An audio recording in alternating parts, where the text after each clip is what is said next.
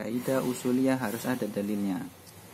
Seperti yang telah kami katakan sebelumnya, kaidah-kaidah usuliyah menjadi landasan furu' syar'i, karena hukum far'i menentukan dalil untuk menetapkan hukum tersebut, sehingga hukum tidak berlaku tanpa adanya dalil. Maka kaidah usuliyah lebih memerlukan dalil.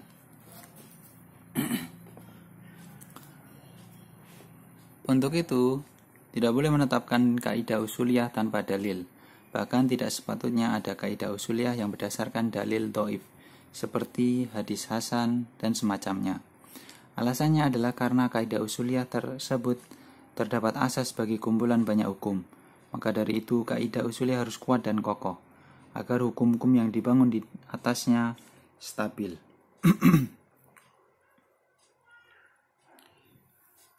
Imam Al-Ghazali dan sejumlah ulama mengatakan dalil-dalil kaidah usul harus bersifat qat'i.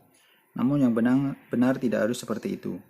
Karena meski kaidah tersebut penting, namun tetap tidak terlepas dari amalan. Dan amalan berbeda dengan keyakinan. Dalam amalan, dugaan kuat dirasa sudah cukup.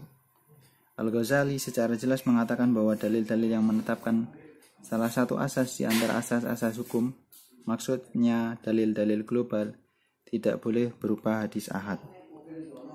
Lihat Al-Mustasfa bab Qaulus Sahabi dan awal-awal bab Al-Istihsan. Silakan merujuk penjelasan dalam sunnah terkait kehujahan hadis-hadis ahad. Yang benar hadis sahih sudah cukup menjadi asas hukum. Kemudian dalil-dalil kaidah usuliyah.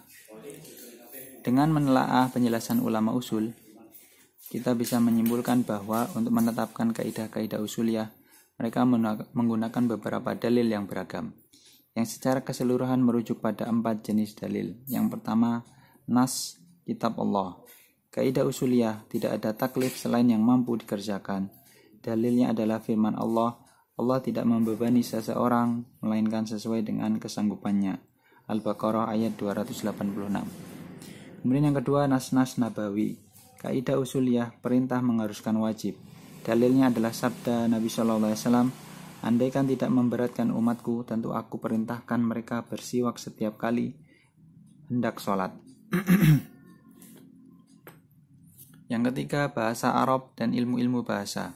Kaidah usuliyah, perintah mengharuskan segera dilaksanakan. Dalilnya adalah pemahaman para ahli bahasa. Misalnya seorang tuan berkata kepada pelayannya, berilah aku minum.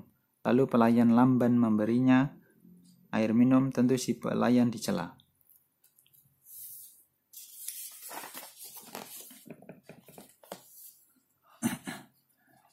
Yang keempat adalah akal. Kaidah usuliyah, apabila dua mujtahid berbeda dalam menentukan suatu hukum, maka salah satu di antara keduanya keliru.